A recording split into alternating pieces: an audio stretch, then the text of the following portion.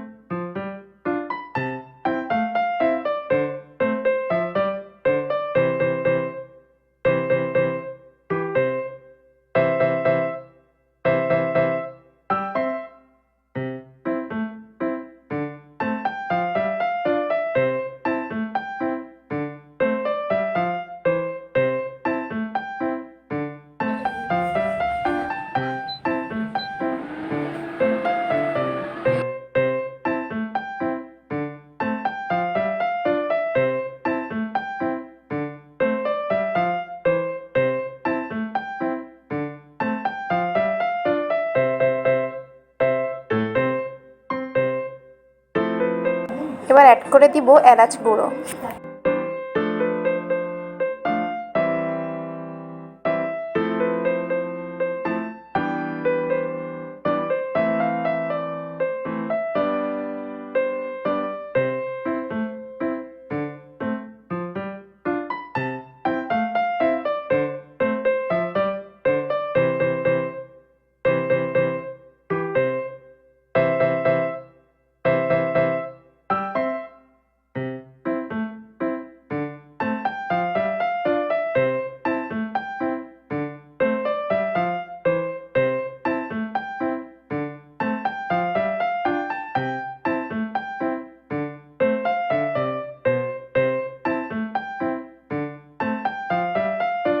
দিয়ে দিচ্ছি 1 চামচ ঘি।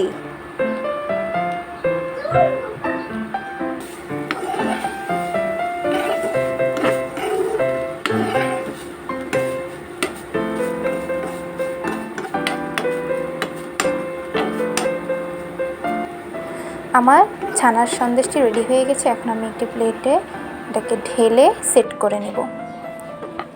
তারপর এটাকে ফ্রিজে রেখে দিব 1 ঘন্টার জন্য। 1 ঘন্টা পর ফিরে আসছি।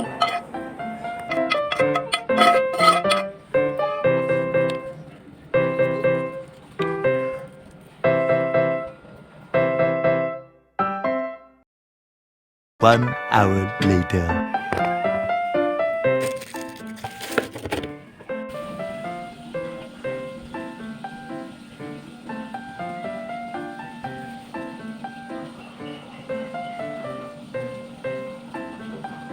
দেখুন কি সুন্দর সেট হয়ে গিয়েছে।